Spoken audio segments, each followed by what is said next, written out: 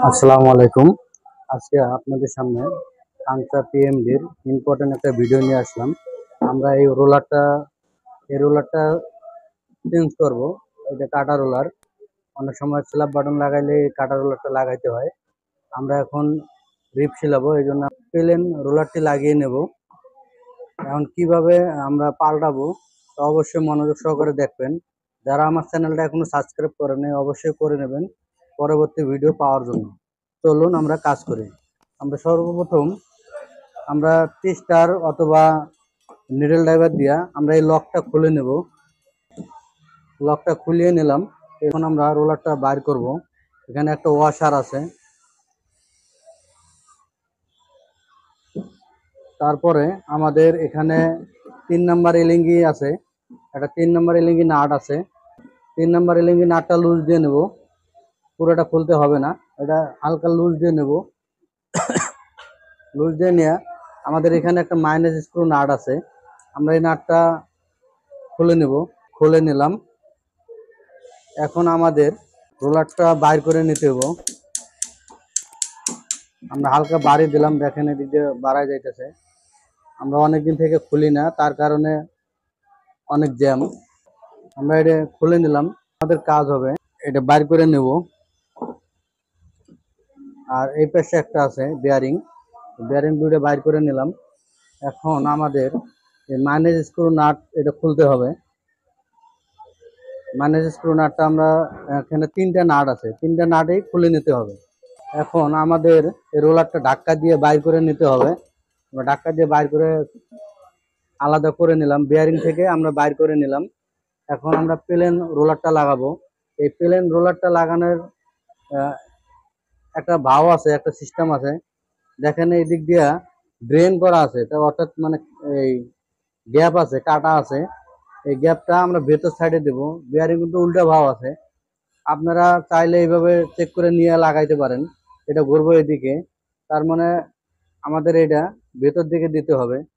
আর ভেতর দিকে দেওয়ার সময় এই স্ক্রু নাটের যে গার্ড আর রোলারের যে গার্ড আছে, এই গার্ড মিলিয়ে ঢুকাইতে হবে, যেন আমরা নাট লাগালে অত প্রেশার না হয়।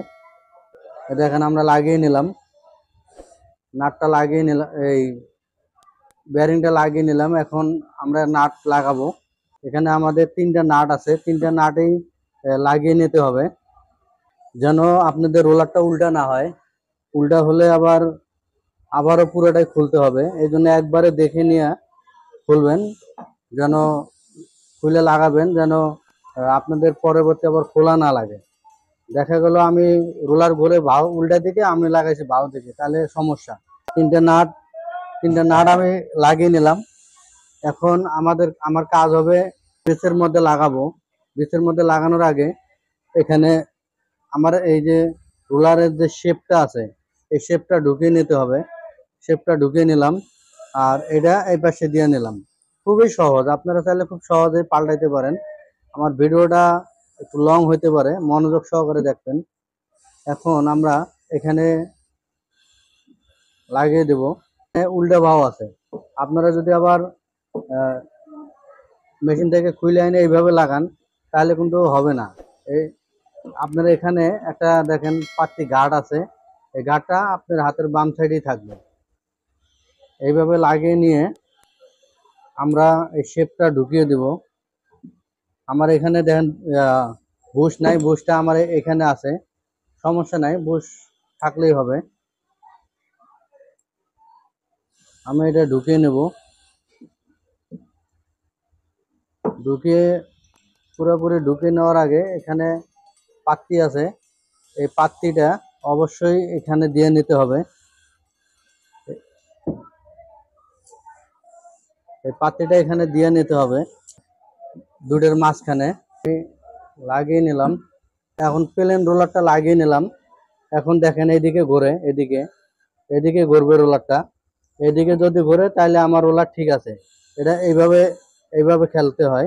যদি আমি এইভাবে খেলি, রোলার যদি এদিকে ঘুরে তাহলে কিন্তু হবে না। এটা এদিকেই খেলতে হবে, এদিকেই খেলতে হবে। আমার কমপ্লিট। এখন আমি ওয়াশার আর এই বুশটা লাগিয়ে নেব। একটা মাইনাস স্ক্রু নাট আছে, হালকা পেঁয়াজ ধরিয়ে দিলাম। এখন রেলিংয়ে লাগানো আসছিল, এখন আমরা টাইট দিয়ে দিলাম।